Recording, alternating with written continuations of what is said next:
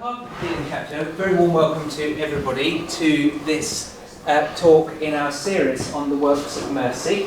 This evening's talk is given by that rarest of beasts. You can hardly find any of them.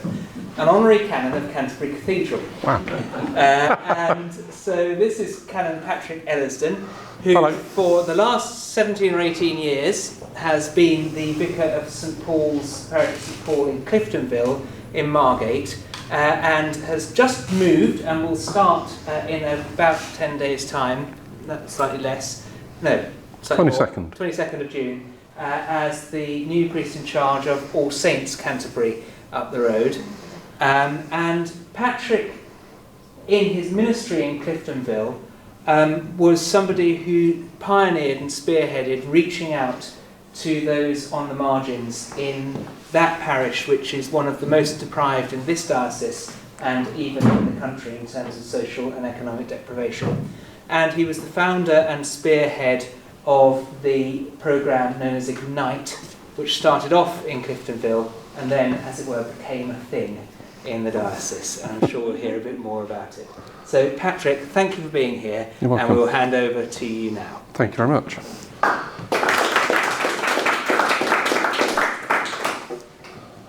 You do realise you've just used up half of my script now, don't you, for that introduction? But anyway, thank you so much for allowing me to come and speak during this Works of Mercy series of talks. I'm really glad to be with you this evening. But even though Archdeacon Will has touched on it a wee bit, I do need to ask the question on your behalf. Who am I? Who is this moderately handsome, slightly overweight, fine figure of a priest standing before you? Well, as you just heard, my name is Patrick Ellisdon. I've been married to my wife Debbie for 39 years, and together we have 3 grown-up children and a dog. After studying at Vicar Factory for 2 years at St John's Theology College in Nottingham, we moved to Kent in 2001, where I took up a post as a curate of St Philip's Church over in Margate. And then in 2004, I became priest in charge, as you just heard, and later incumbent of St Paul's Church, also in Margate, and which is, as you've just heard, thank you, Archdeacon Will, one of the poorest parishes in the country. In actual fact, I looked it up this morning to see where we stood, and at the moment St Paul's stands at 89th poorest in the country out of 12,382 parishes or so. It is very, very socially deprived as a parish. In 2008, my curate Hannah Hobday and I created and started Ignite. It was a fresh expression aimed at those, for whatever reason, struggled with traditional mainstream church. But I want to talk about that a little bit later. In 2013, my wife and a Church Army colleague replicated Ignite at St Christopher's Church on the Newington estate in Ramsgate. And fortunately, the replication was so successful that it enabled Canterbury Diocese to gain significant funding from the Church Commissioners, through which the Canterbury Diocesan Ignite project, it really trips off the tongue, that title, doesn't it? The Canterbury Diocesan Ignite project was launched in 2018. Debbie and I co-led the project, employing and training a dozen Ignite mission enablers to replicate Ignite in 6 more of the poorest communities across the diocese. This includes Sittingbourne, Ashford, Herne Bay, Maidstone and Sheerness. Last month I stepped down from the project, and as you heard, I'm about to be licensed as priest in charge of All Saints here in Canterbury.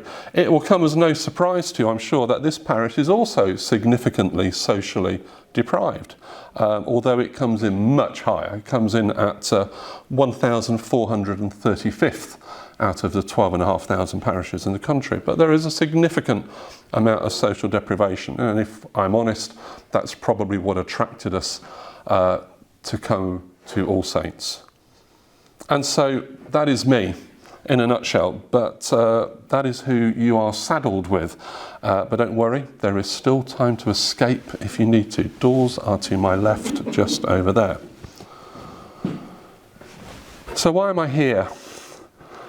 Well, based on my experience with Ignite, I've been asked to talk about the idea of giving drink to the thirsty.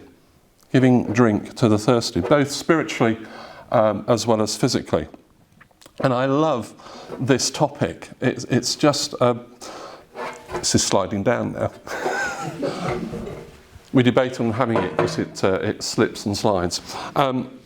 It's a fantastic topic, and it is one that really resonates so much with the stuff that I am personally passionate about. But in order to kind of share that kind of stuff with you, we really do need to understand what Ignite is and why it happened in the first place. Because bluntly, Ignite came out of so much more than just a clever idea of how to cater for those who can't get on with or make sense of traditional mainstream church. And as I talk about Ignite, I'll be commenting on how I think Ignite is able to give a drink to those who are thirsty. As I said a moment ago, Ignite started in St. Paul's Church in Cliftonville. St. Paul's is a church that has historically always sought to support socially marginalised people and work with those who are in need. That has been their ethos for so many years. And in the parish, most people depend on benefits as their only source of income. Many folk are either drug or alcohol dependent, or they may be ex-offenders, often coming off the Isle of Sheppey, or they may have mental health issues, or they may be street homeless or sofa surfers. Do we understand what sofa surfing is? Yep. Or a significant number of folk are also vulnerable in lots of other ways. They may have learning difficulties, they may be recent care leavers, and so on, and so on. And Cliftonville is a hard place to live. And during our time at St. Paul's, our hearts had often been broken by the encounters and the experiences that we have had with the people of this parish. Because the reality is that sharing life with people doesn't usually fit into neat, tidy boxes. It just doesn't. It's more complicated than that. It's more messy than that. It's actually even more dangerous than that sometimes. Or it could be a combination of all of those or any of those three. But I have to say that having our hearts broken isn't a bad thing. I think our tendency, isn't it, is that we shy away from that kind of pain. We don't naturally want to have our hearts broken. But for us, it wasn't a bad thing because it grew compassion in us. It grew compassion in us. For example, if we're thinking about giving drink to the thirsty, both spiritually and physically, then let me highlight for you just how poor Cliftonville can get and how real physical thirst is, even in our own first world society. I knew a guy, was a member of our church, who sadly committed suicide as a result of COVID because he lived in isolation of everybody else. But going way back when, he lived in a dingy one-bedroom flat with a kitchenette, and he'd lived there for 17 years, and for most of that time he had lived without any running water. The taps were there, pipework was there, but it didn't work. Why? Because he was too scared to complain to the landlord, who had a reputation for answering complaints with a baseball bat. Eventually, this chap, with our help, managed to get out into other accommodation. But even now, even today, I personally know of at least 2 other people who do not have running water in modern accommodation, for all sorts of reasons.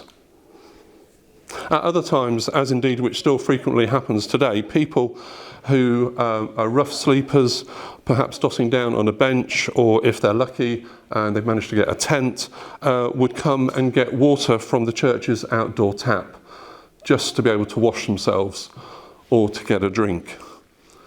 Third world problems in a first world country.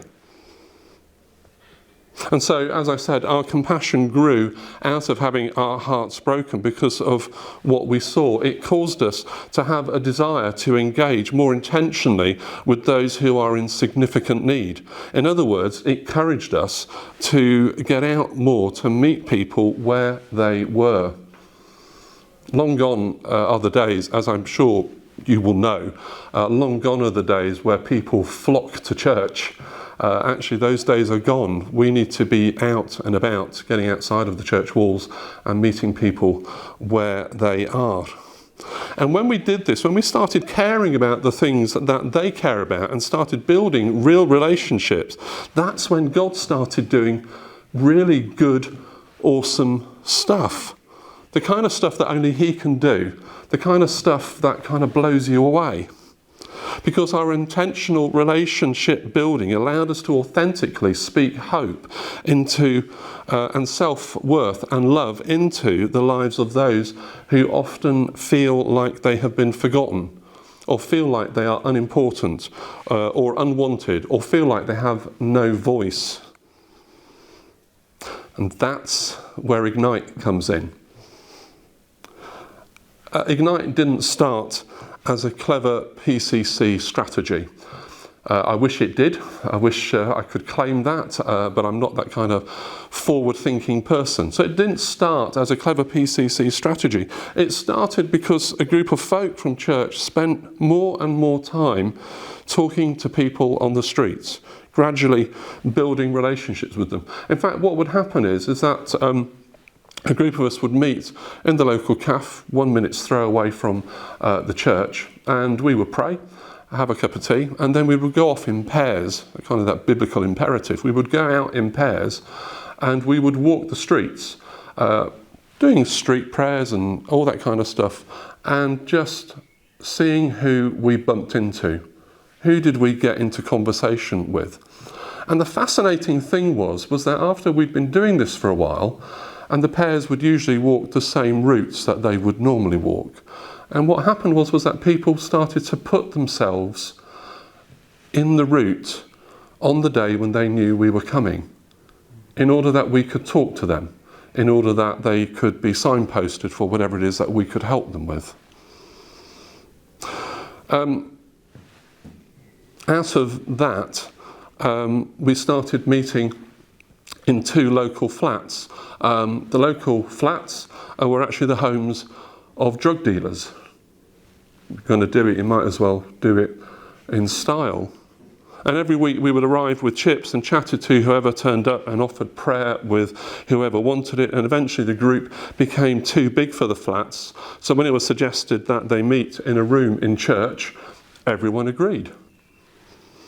As the group grew, we decided it was right to run a midweek Alpha course. Everybody familiar with Alpha? It's a discipleship course, essentially, that came out of Holy Trinity Brompton many years ago.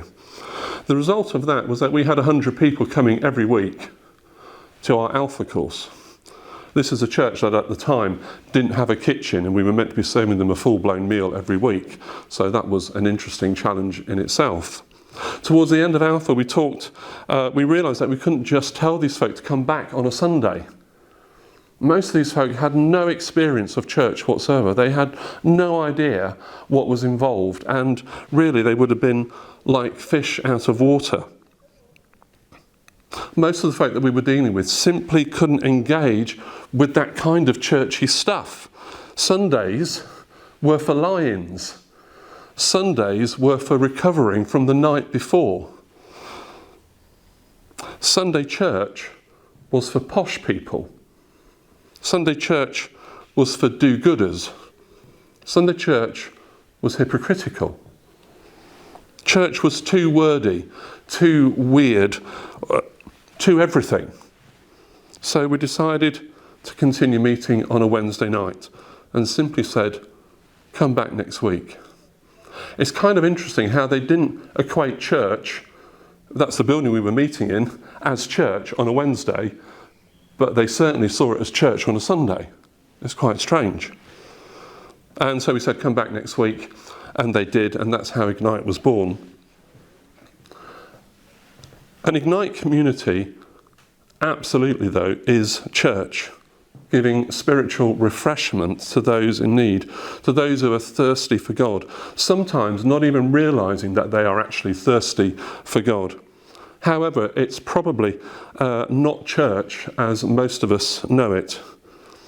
Those living in our marginalised or socially deprived communities pretty much are not coming to what we understand to be normal, mainstream, traditional church. So we are trying to be both different and relevant, while at the same time communicating the good news of the gospel. Ignite is a Christian faith community, but it's got no strings attached. It's got no strings attached. People choose how much or how little they buy into the whole Christianity idea. Our aim is to build a community that values and builds people up regardless of their level of faith, because we believe that offering community is profoundly important in and of itself. Good community supports and it encourages and it values. Good community breathes life into people. It doesn't suck it out of them. Jesus said, "If anyone is thirsty, let him come to me and drink." And so if we are thinking about what it means to give drink to those who are thirsty, then I suppose you could say that in the middle of a challenging world, in the middle of a largely unkind world, a world where many people are pushed aside and relegated to society's margins, then an Ignite community tries to be an oasis. It tries to be an oasis where people have the opportunity to both have their spiritual and physical thirst quenched. In the most gentle and user-friendly way possible, we provide the opportunity for people to meet Jesus and to drink, if they want to. In addition to being a Christian faith community, Ignite, I think, also does something fundamentally important, because it recognises that we are all in this journey together. Now, I went to Vicar Factory, I did my curacy, I've been a priest and all that, and in the training that I received, it was never stated out loud, but it was implicit in the fact that you were at the front, you were in charge, you knew the answers, and you gave it out for the people to receive. But with Ignite, it's different. We recognise that we're in this journey together, that it's a shared learning experience. As Christian practitioners, we're not just giving out all of the answers. We are also learning from those who we engage with. We grapple with hard questions together. We don't always agree on the answers, but together we move deeper into our relationship with each other, and more importantly, in our relationship with Jesus, if people want to. Now, the first half of an Ignite evening is, I guess, what you could call the meet and greet bit, and it does exactly what it says on the tin. As guests arrive, they are met and welcomed, and they're given a name label so that everyone can be addressed and known by name. It's such an innocuous little thing, but I've been thinking quite a lot about it recently, this naming, this name labelling. Having our name known is a big deal to God. It's mentioned on numerous times in Scripture. Isaiah 43:1, "Fear not, for I have redeemed you, I have called you by name, you're mine." John 10 verse 3, "The sheep hear his voice, and he calls his own sheep by name and leads them out." And that's just to name but a few. However, being the kind of chap that I am, I also like the lyrics from the old TV show theme tune to Cheers. Do you remember Cheers? Anybody remember Cheers? Yeah, from the kind of early and mid 1980s. And anyway, I'm not going to sing it for you, you'll be pleased to hear, but the chorus goes like this. Sometimes you want to go where everybody knows your name, and they're always glad that you came. You want to be where you can see our troubles are all the same. You want to be where everybody knows your name. And of course, for me, as I thought about it a little bit more, the show is particularly appropriate and poignant because Cheers, of course, was based in a bar, in a pub, where people went to have a drink and to be with friends and to share their woes. We give out name labels because someone knowing your name is so powerful. It is so powerful and affirming. It highlights for the person who's been spoken to by name that they are alive, that they have a place in this world, and that they matter. I have to confess to you that often after Ignite, when I've gone home, I've stopped by the little Tesco's and I've bought me bits and bobs, and I've gone up to the till, and at the end when I'm about to pay, the Tesco employee says, "Well, Patrick, that'll be £5.82, please." And I'll say, "Oh, that's lovely. How did she know my name?" And of course I've completely forgotten that I've got the name label still stuck to me. But actually, even with that little stupidity, it makes you feel really good and special because they knew my name. During the meet and greet times, there are always hot drinks and food available, whether it's cakes or a main meal, because eating, as we know, breaks down social barriers when we eat together. It creates friendships. It demonstrates our belief that life is about being valued and accepted and being part of God's extended family. And essentially, this meet and greet time is the start of us offering, both literally and metaphorically, drink to those who are thirsty. The second half of Ignite is full of short, varied, interactive segments.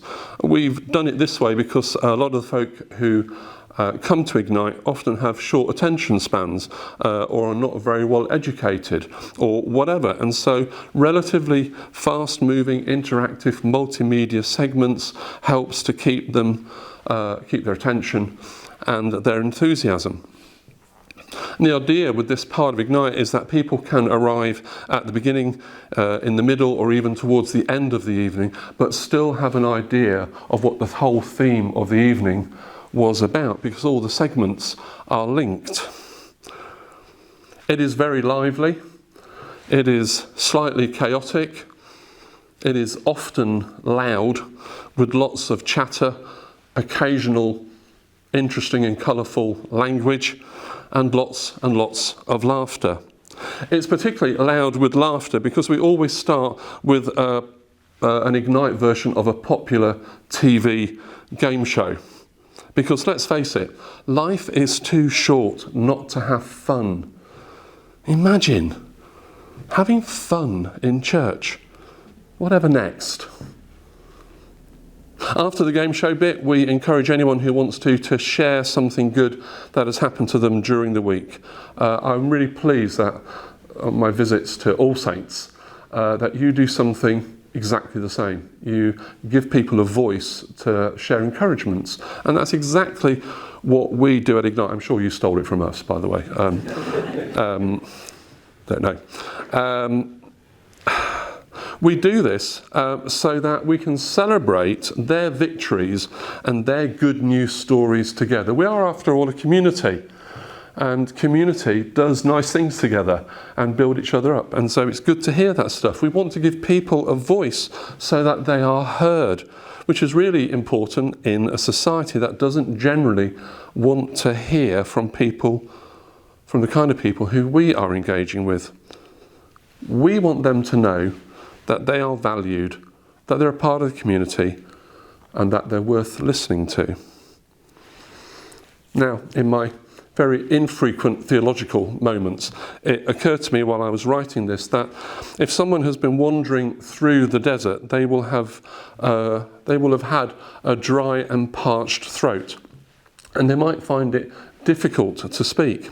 It's only when you give them a drink, or maybe after you've given them several drinks, that they rediscover their voice. And at first, their speech might be a bit raspy. a bit rough maybe. You might even have difficulty understanding them, but gradually their voice and their confidence picks up. And I believe that this illustrates what Ignite as a whole does, and does so beautifully. See, with this simple 5-minute bit of the evening, we have seen people move from being quiet or withdrawn or untrusting or even hostile to becoming people who look forward to coming and sharing their little victories with others, or who enjoy encouraging others to do the same. They have dared to come to Ignite thirsty for something. Half the time, they probably couldn't even articulate what that something was. They needed friendship, companionship, love. They needed a God who could give them all of that and much, much more. Dare I say, perhaps, that many of them are a bit like the Samaritan woman who Jesus met at the well. The woman who has been ostracized by her community because of the way that she has lived her life, particularly with men. She goes and gets water when there's nobody else there. She doesn't go at the popular times. She goes at the difficult times, at the times maybe when the sun is at its hottest and all that kind of stuff. She is ostracized from her community. She has lost her voice within the community. But in her engagement with Jesus, even though he's the one who initially asks her for a drink, she realizes the depth of her own need for spiritual water. And Jesus is the drink that she needed. And suddenly, I love this, suddenly she finds her voice. Suddenly she finds a voice. Suddenly she is vocally celebrating what she has discovered. And you know what? You can't shut her up. Come, quick, come and see a man who told me everything I ever did. Could this be the Messiah? Quick, come. She drank from living water and found a voice. And in the same way, but perhaps not quite such a dramatic way, many folk coming to Ignite discover their voice. After encouragements, there might be a video clip followed by a table discussion, followed by a quiz, or then perhaps a 5-minute talk, or there might be a craft activity, or a sketch, or a prayer response. Each Ignite evening always has a Christian framework, which might be subtle, or it might be really obvious. We might do a series on biblical characters or on the parables, for example. However, even when we tackle more down-to-earth things such as lifestyle choices or anger management or how to live more ethically or even how to shop within a budget, everything has a Christian framework. Every session in some way touches on our relationship with God through Jesus. And Ignite faith permeates all that we do. And guests decide for themselves at what level they participate. They choose how much they want to drink, whether they just have a sip or they decide to go all in like the Samaritan woman. They might just choose to dip in and out of Ignite, sometimes coming, sometimes not, enjoying our hospitality as and when they feel like it. And that's great. That's what we want them to do. We want them to come. Or they might engage with the activities and the discussions just as a means of socialising or building themselves up. Fantastic. We want them to be built up. That's cool. Or they might choose to allow that permeated and ever-present faith that exists within Ignite to gradually lead them into a transformational encounter with our amazing and loving God. Over the years, many folk who have come to Ignite have been baptised. I've had the privilege of baptising so many adults who have come to Ignite. Coincidentally, St. Paul's Church, I think I'm right in saying, is the only Anglican church in the diocese that has a walk-in baptistry. a full immersion walked in. Anyone I've seen. Yeah. They built it without a faculty. Before my time, they asked for forgiveness afterwards. And I've had the privilege, and interestingly, almost without exception, everyone who I baptised from Ignite has wanted a full immersion baptism. We offer both, quite happy to do both. But for them, even at whatever level they are operating in terms of faith, they recognise that there is something inherently powerful about not just having a drink, but being all in, and about going under the water and coming up as a new creation. Sometimes some guests have transitioned into Sunday church, and that's fine, that's good, that's great. Some have taken up roles within church welcome teams, worship bands, PCCs even. But most folk who come to Ignite regularly tend to stay at Ignite because that has become their family. It's become their community, their way of engaging with faith that makes sense. As a chap from our Ramsgate Ignite once said, you've heard this before, Jonathan, this guy said, it's not like church. I don't know why I'm speaking like that. He doesn't speak like that, but anyway, I've started now. It's not like church. It's not religious. More like a social club. But I have learned a lot about God, which I think is high praise indeed. And it paints a beautiful picture of God's church that I absolutely love to bits. As I finish, I am aware that perhaps there has not been as much scripture or theology as some folk might have preferred. I am not that sort of chap, I'm afraid. And I'm certainly not an academic. Rather, and I say this now in all seriousness, rather I am a semi-competent screw-up who loves Jesus and who has discovered that I need to drink from him myself often. And in making that discovery, I have also realised that many other people need to be gently nudged in the direction of this amazing life-sustaining spring of living water. But here's the thing. It's a secret that isn't a secret. You ready? It doesn't need to be difficult. It doesn't need to be difficult. And anyone can do it. Literally, anyone can do it. By either offering kind words, by taking time to get to know people who society would prefer to forget about, by persevering and making intentional and genuine relationships and friendships, we meet with the thirsty and we give them a drink. And what we do for the least of these, we do for Jesus. Thank you very much for listening.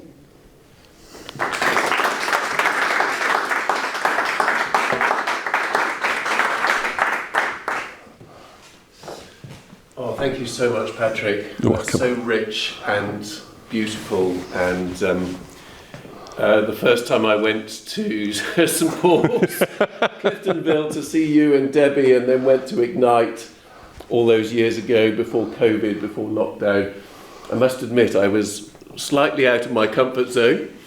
But there was a plaque on the wall and says, what did it say? It says something like, if you really want to live life, step outside. You've got to step out of your comfort zone. And it's just been amazing, because those people have become friends, and as you say about relationships, it's just amazing how those relationships build, and knowing each other by name is so powerful. It's an incredible thing, and I think we've got time for about 23 minutes of questions. So we're not counting, but if you have any questions, please do ask Patrick. I've got to come near you, apparently, because I've got to thrust my microphone towards you. Patrick, why did you call it Ignite? That is a really good question. So the question is, just in case it wasn't picked up, was why did we call it Ignite? Now, what you have to think back to is what I said at the beginning of the talk about Ignite was not a fantastically conceived PCC strategy. Okay, so I could stand here and tell you that we and my curate thought for hours, nay days and weeks as to what we should call it, something that would be catchy and get the community's attention. And it was until about 15 minutes before we were opening the doors that we realised we actually hadn't got a name for it. And so we picked Ignite. So it was a very rushed job, sad to say. However, one of the reasons why we picked it within that short time span was because I guess our own community at the time, which is in many ways, it's a very happy place. There's lots of laughter, but in many ways, it's a very sad place. It's a hard place to live, as I said. And really what we were looking to do was to ignite a bit of something in people. Yes, Christian faith, that would be wonderful, but also self-belief. Honestly, I know I keep banging on about this, but the number of folk who, you go into Cliftonville, you'll meet the geezers and the very loud matriarchal women and all that kind of stuff. When you get to know them, they're so lacking in self-confidence. They do not believe in themselves. They've given up on themselves. And so I guess Ignite was our attempt to ignite. We wanted to ignite something in them, not just Christian faith. We weren't looking to score notches on a post to say, oh, we've got another one. Actually, we were looking to lead people to a point where they can choose for themselves about faith, but also to ignite self-belief. You're very welcome. You talked... No. I've got to thrust. Very nice. Patrick, you talked, and something that sort of resonated with me, about learning as much from the people who told you their stories and who shared their experiences as you have perhaps hopefully been able to impart to them. How do you share that further, outwardly? When you know, that interaction, I'm not talking about the individual stories, I'm talking about that two-way process. Are there things that you then try and do for Ignite to kind of spread its wings, to link, again, out of your Ignite comfort zone, I suppose? Okay. I'm not going to repeat the question because it was too long. A couple of things really, and I've not been able to touch on everything that we do at Ignite. And indeed, someone once likened the evening service as really the tip of the iceberg. The Ignite is, to excuse the phrase, is the sexy bit. It's the exciting bit. It looks good. But actually what you don't see underneath all that, particularly within the other Ignite projects that we planted, is the sheer amount of hard graft that goes on outside in the community, where our mission enablers and volunteers, as they grow their teams, are out and about, doing exactly what we were doing when, all those years ago, when we eventually ended up meeting in some drug dealers' flats. It is talking to people, getting to know people. So I think that answers part of the question, probably. And we've devised training material and stuff like that, but honestly, I mean, it all boils down to that phrase that I both loathe and love, and it's common sense. You know, how we talk to people, and more importantly, how we listen to people, is really important. I'm not going to give you the cliches about, you know, we should listen this much and only speak that much. But if we're genuinely interested in people, and if we are genuine in what we say about we want to learn from them as much as we want them to learn from us, the only way we're going to learn from them is if we listen to them. There have been some absolutely stunning theological gold nuggets that have come out of conversations that have arisen in Ignite and also outside within the community. One nugget I'm going to share with you, not going to reveal the context particularly, but This guy who had been going to one of our Ignites said very, very recently, in the last few weeks, they were talking about contracts and people having to leave their job because the contract had run out and all that kind of stuff. And this guy, who is not well educated, wasn't a Christian before he came to Ignite, has been coming for the last 4 or 5 years probably. And he said this. He said, you might no longer have a contract for your job, but you've always got your contract with God. I mean, it blew me away.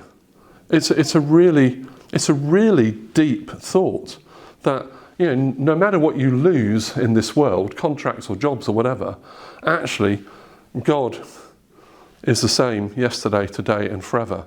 He doesn't tear up his contract because he's had enough of you. So it's about listening. It's about making time to get out and meet people. I mean, I've been walking the dog every day since we moved in, and just allow myself to bump into people and chat, and met some amazing people who suddenly, because you take an interest in them and you listen, they open up their life stories to you. I mean, never met these people ever. One guy told me all about his 3 marriages. I mean, I'd only met him 30 seconds earlier, and he was telling me about the first one who dumped him because she fancied another bloke, the second one who it just didn't work out between the two of them, and then the third one, which was made it so poignant. The third one, he said, I discovered the love of my life. I said, oh, that's great. And he said, yeah, we lived with each other for 10 years. And I thought, oh no, it all broke up again. And I said, oh, what happened? And he said, she died. And I was filling up as he was telling me, because this guy didn't know I was a priest, wasn't wearing a dog collar, but just because I was talking to him, took a moment, commented on how nice his garden looked or something, said all that. I hope that answers your question. Are you planning to... No. It's not so bad if I thrust it. Or maybe it is, I don't know. Anyway, go on. Are you planning to bring Ignite to your new parish here? Oh, that's an unfair question, isn't it? That's an unfair question. I don't know. I mean, if the diocese want to give me funding. No. Actually, we approached the previous person who was at All Saints way back when we were starting the project, and at the time the person thought it wasn't the right time to plant Ignite there. We'd identified it as obviously a specific area of deprivation that we thought Ignite would cater well for, but for whatever reason that then wasn't the right time. Maybe now will be the right time. I don't know. I'm not even there officially yet. Give us a chance. But I'd love to. I mean, I am. Don't get me wrong. I love Sunday church. All its idiosyncrasies, all its weirdness. I love Sunday church. But I am passionate about Ignite. I'm passionate about the way it so easily enables people to engage with each other honestly and with faith honestly. And so if I can get that in All Saints, then yeah, I'm all for it. It's a bit exhausting, all of this. How are we for time? We're great. I've got a question. Oh. Does it only work?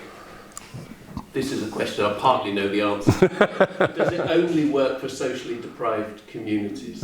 Thank you. I knew you were going to ask that question as soon as I said it earlier. No. Well, yes, it does. It works for other communities. So it's just the diocese particularly recognised, as has the national church recognised, that particularly with socially deprived communities, there is a major issue in terms of reaching them for Christ, in terms of breaking through and seeing folk come to church from those particular types of communities. And because Ignite started in St. Paul's, which was a deprived community, it was only natural that that's how it fell. However, Ignite has been used not only within those sort of communities and catering for that cross-section of society, but it's been used in several youth groups already. Because if you think about it, we use language that is easy to understand, and we kind of work to the lower denominator, if you like, in terms of how we explain things.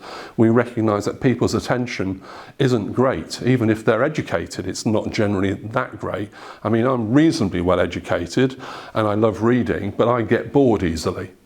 It's just a fact. And so we kind of thought, oh, well, actually, that fits in with young people, with youth groups. So several youth groups have used Ignite. We have also ran Ignite.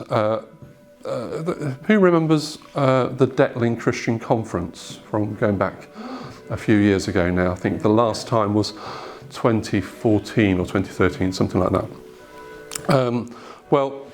Me and the CEO are mates, and a few years earlier he'd asked me to come and do a lecture series on Ignite. That was happening over at St. Paul's. Did that was fine. And then actually their last year that they ran, I'm sure we had nothing to do with that fact, but the last year that they ran, we were asked to put on an alternative service a la Ignite. And it's quite interesting because at Detling, I say this not in any way unkindly, most of the people who went to Detling were middle class, generally employed, that sort of folk. And so we were catering an alternative service, an Ignite service, for that new cross-section of people that we'd never really particularly engaged with before.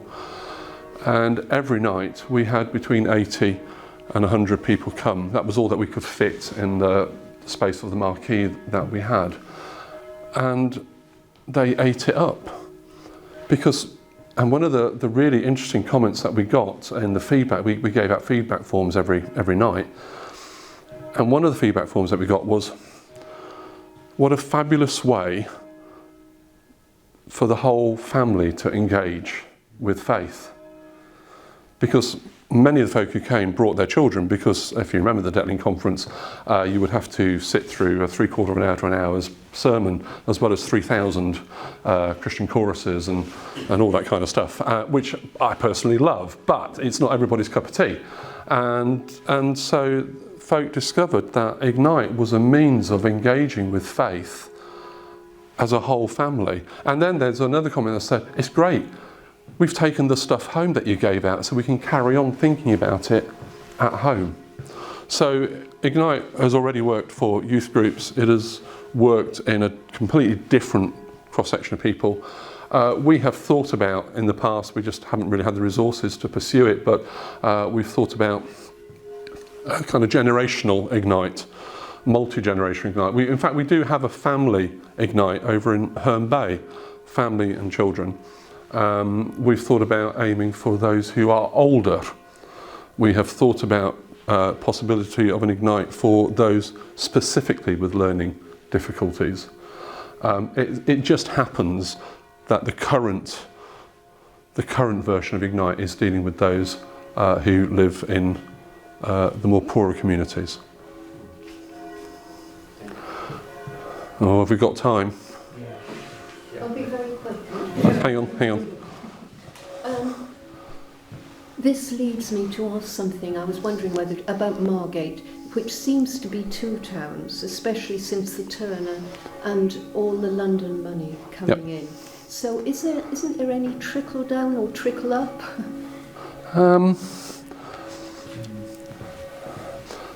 I have to try and be polite now. No. So there's a road that is the side road of the church, alongside the side of the church, called no, I'm not going to name the road. But anyway, there is a particular road that runs alongside it. And a number of folk from London have purchased houses on that street without actually ever going to visit them. So they've done it online, and they've thought, oh, we can have that for 600,000 or 700,000, wherever it costs them $1.5 million or something in London or whatever it might be. But of course, what's happened there is, because landlords knew that this is happening, or there's a market, the houses that were used to be bedsits or would have housed, you know, even the decent ones would have housed half a dozen people in separate units, they've all been evicted. They've all had their notices to quit. The buildings have been revamped, rebuilt, and, you know, and so trickle down, I'm not convinced personally, not convinced. The Turner Gallery, I mean, it's a strange building, but the Turner Gallery, I think at the time it was built, cost 8 million or something to build. I mean, I'm not sure, but there was a lot of money. Very few of our folk from our parish, from our congregation, have ever set foot in the Turner Gallery. And we've encouraged it, if only to laugh at the really weird exhibits that you get in there sometimes. I mean, stepping into the stomach, a full-size stomach, is a bit strange, but anyway, enough of that. So I don't know there's a lot of trickle down. There are bijou shops, you know, boutique shops, and all that kind of stuff that are springing up. I'm not entirely sure who they're catering for, but I don't see a lot of evidence of trickle down. I don't see that much evidence of it raising employment particularly. So no, probably not. What does make me it tickles me slightly, although it shouldn't do, it really shouldn't do, is that particular road where people have bought houses without ever seeing it, has made me chuckle, but in a kind of slightly nastily evil sort of way, is that because nobody knows what that road is like. But I know what that road is like. I know that at one end of the road there's a drug den that is periodically raided and goes out of business for a month or two and then comes back again. I know that there are drug dealers walking up and down the road. I know that they shoot off fireworks every now and then when a new drug shipment comes in. Once a guy completely stoned out of his brain ran up and down the road in just his pants with a broadsword. You know, it is not a safe place. And these folk are just coming in and buying properties, and so, you know, good luck to them. But no, I don't see evidence of that. And I've met a lot of them, and they are lovely, lovely people. But I think our community gets a raw deal.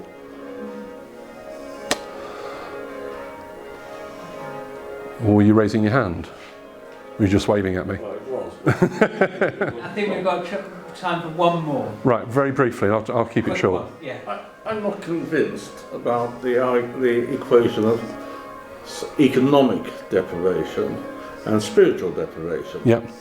Because it strikes me, and this was a Jesuit friend of mine commented on, he was working with lots of people in the city, and he just thought these are well-to-do, high income. He said he'd never met such spiritual deprivation. Absolutely. Cannibal culture. Yep. And it just strikes me that if Ignite can go to work, it can work equally well with people you might think have got vastly different from the people. Absolutely, absolutely. And I guess that's what I was trying to highlight when I spoke about the conference.